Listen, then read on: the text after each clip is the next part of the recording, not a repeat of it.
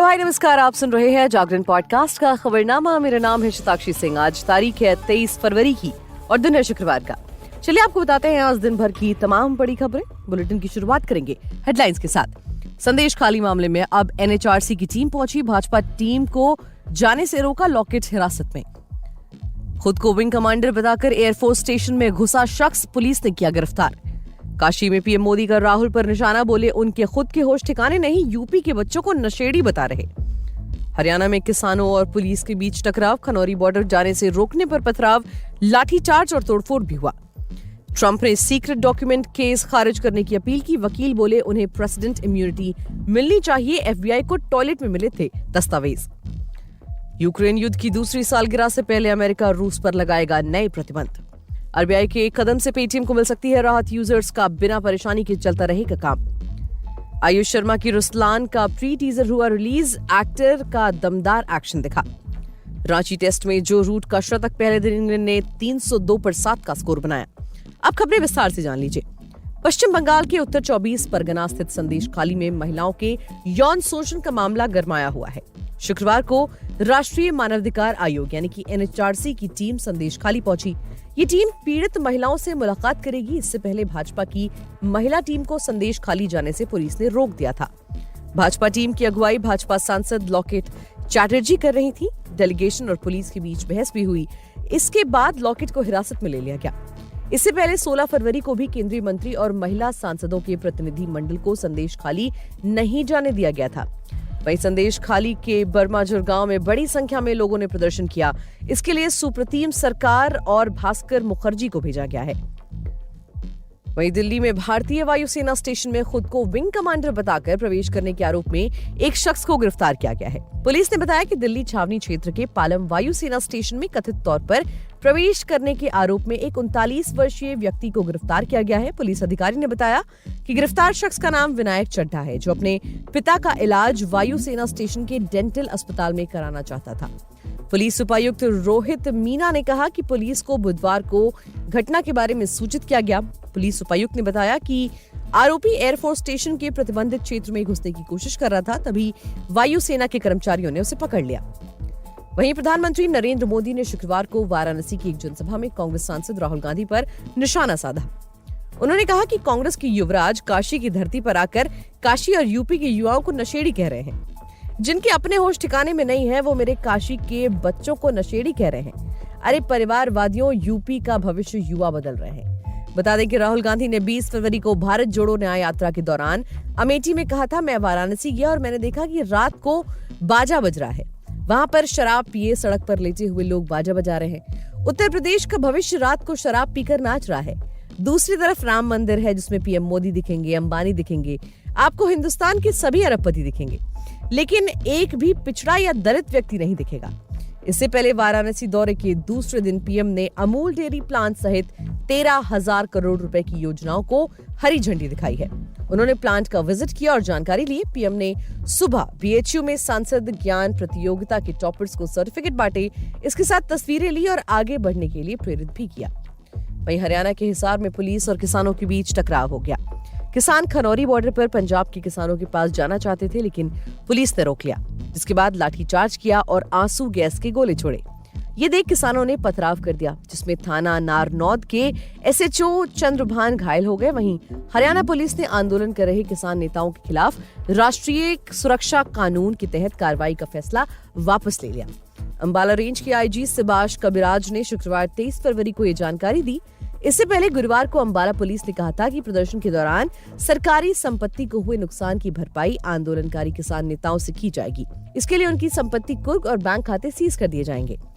इधर पंजाब हरियाणा के खनौरी बॉर्डर पर 21 साल के शुभकरण की मौत के विरोध में किसान शुक्रवार को देश भर में ब्लैक डे मना रहे हैं। संयुक्त किसान मोर्चा की गुरुवार को 4.5 घंटे चली बैठक के बाद ये फैसला लिया गया। इसमें 100 किसान संगठनों ने हिस्सा लिया। 24 को देश भर में ट्रैक्टर मार्च और 14 मार्च को दिल्ली में महापंचायत करने पर सहमति जताई गई। विदेशी खबरों की बात करें तो पूर्व अमेरिकी राष्ट्रपति ट्रंप ने सीक्रेट डॉक्यूमेंट केस को खारिज करने की अपील की है। उनके वकीलों का कहना है कि ट्रंप प्रेसिडेंट इम्यूनिटी के हकदार हैं, इसलिए उन पर केस नहीं चलाया जाना चाहिए। अमेरिका के पद पर रहते हुए राष्ट्रपति को प्रेसिडेंट इम्यूनिटी मिलती है। इसके तहत जब तक राष्ट्रपति अपने कर्तव्यों के दायरे में काम कर रहे हैं तब तक उन पर ज्यादातर मामलों में मुकदमा नहीं चलाया जा सकता और न ही उन्हें गिरफ्तार किया जा सकता है। ट्रंप के वकीलों का कहना है कि राष्ट्रपति पद पर रहते हुए ट्रंप ने इन दस्तावेजों को पर्सनल बताया और इन्हें ले गए थे। हालांकि ट्रंप पर राष्ट्रपति पद छोड़ने के बाद आरोप लगे कि वो क्वालिफाइड डॉक्यूमेंट्स अपने साथ ले गए। राष्ट्रपति चुनाव में हार के बाद जनवरी 2021 में ट्रंप ने व्हाइट हाउस छोड़ा था। ट्रंप ने इन डॉक्यूमेंट्स को नेशनल आर्काइव को सौंपने से भी इनकार कर दिया था।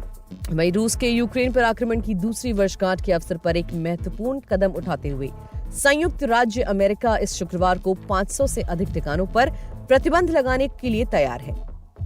उप अमेरिकी ट्रेजरी सचिव वेली एडेमो ने घोषणा की है कि प्रतिबंध रूसी सैन्य औद्योगिक परिसर और तीसरे देशों की कंपनियों पर केंद्रित होंगे जो माल प्राप्त करने में रूस की सहायता कर रहे हैं।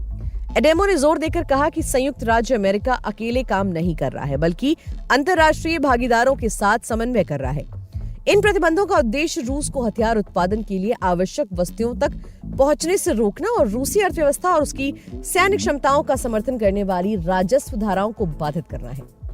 प्रतिबंधों का ये नवीनतम दौर 2022 के आक्रमण के बाद से संयुक्त राज्य अमेरिका और उसके सहयोगियों द्वारा पहले से लागू किए गए हजारों लोगों को जोड़ देगा, जिसके परिणाम स्वरूप यूक्रेन में व्यापक विनाश और जानमाल की हानि हुई है।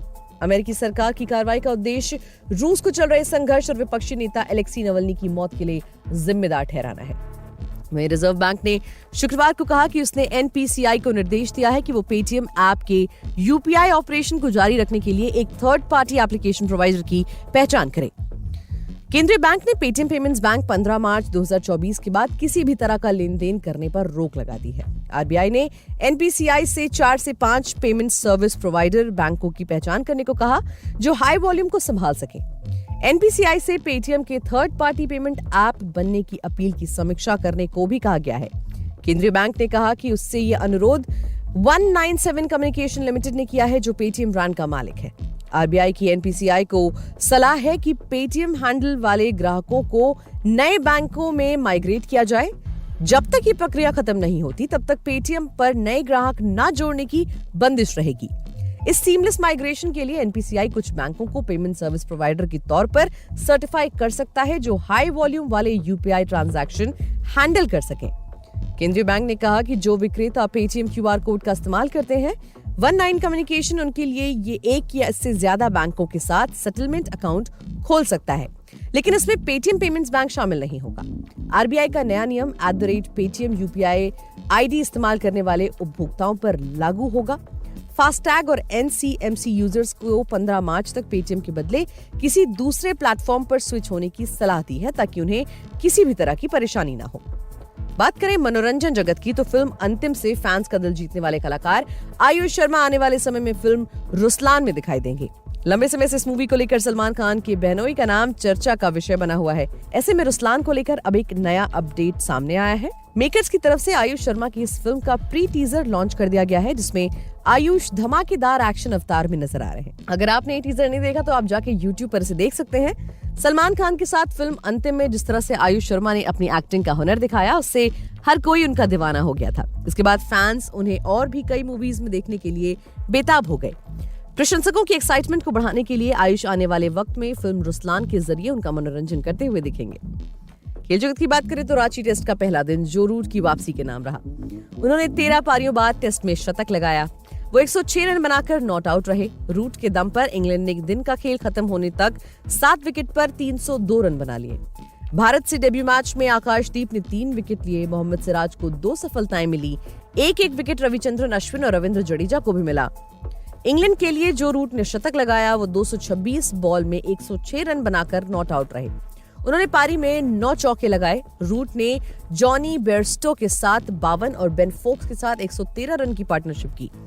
फोक्स 47 रन बनाकर आउट हुए। आखिर में ओली रॉबिन्सन के साथ भी रूट ने 52 रन की पार्टनरशिप की। तो इसी के साथ आज के लिए फिलहाल इतना ही। देश और दुनिया की तमाम खबरों को जानने के लिए जुड़े रहिए हमारे साथ और सुनते रहिए जागरण पॉडकास्ट का खबरनामा।